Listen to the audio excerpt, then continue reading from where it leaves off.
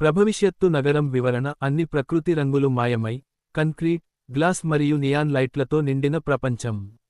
మనుషులు వ్యక్తిగత స్క్రీన్లలో మునిగి ఉన్నారు.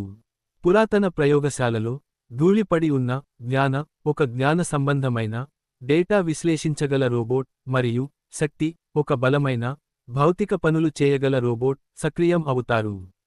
వారి సృష్టికర్త హోలోగ్రామ్ ద్వారా కనిపించి భూమి సంకటాన్ని వివరిస్తాడు. అతని చివరి కోరిక మనుషుల హృదయాల్లోకి ప్రకృతిని తిరిగి తీసుకురండి.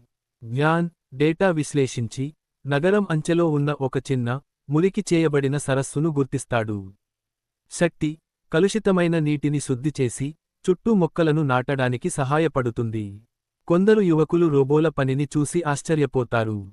జ్ఞాన్ వారికి ఆ సరస్సు ఎలా ఉండేదో అక్కడి జీవన వైవిధ్యాన్ని హోలోగ్రామ్ ద్వారా చూపిస్తాడు.